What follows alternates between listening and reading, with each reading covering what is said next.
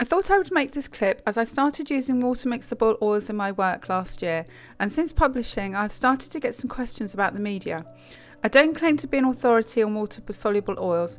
All I can do is give my opinions and share my journey based on my research and experience of the paints. Water mixable oils have been increasing in popularity as the misconceptions about the media have been discounted. The paint was developed about 30 years ago, but has only become really widely available in the past 10 years. There are several brands available, but I'm mainly using Winsor & Newton and Cobra, but pretty much all companies out there are making their own range. Many people believe that water mixable oil is acrylic paint with the addition of oil or oil paint with an additive to speed up the speeding process. Water mixable oils are genuine oil paints. Unlike a traditional oil paint, this drying oil base will have been modified so that it can be mixed with water. An additive is introduced to the oil, which works as an emulsifier, allowing small droplets of oil to blend into the water to form a stable solution. There is also a misconception that these paints are student quality rather than artist quality. Like all paints from oil, acrylic or watercolour, this depends on many factors. The main factor being the light fastness, which I will talk about in more detail in a future clip. But for this reason, when painting commission work using water mixable oils, I like to use a brand like Cobra as they have a certified light fastness scale. Also, another good indicator is how many paints are in the range.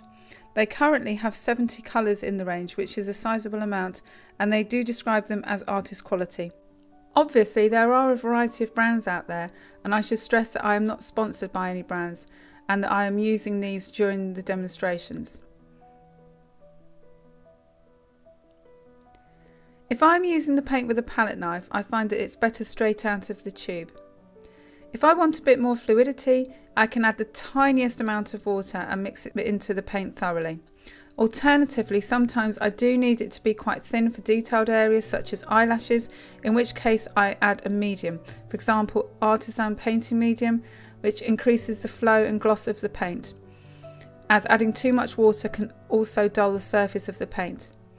On my review of De La Rowney water mixable oils, I found out very quickly that these paints went very watery if you add too much water, and this is down to the medium itself, not the brand. All the same rules with regards to application like traditional oils, for example the fat over lean method, still applies to water mixable oils. The advantage of using water mixable oils over acrylics is that you have more time to blend skin tones. You can mix water mixable oil, of course, with a tiny amount of water or some oil-based mediums, but I prefer to mix them with water mixable oil mediums, of which there are now many on the market.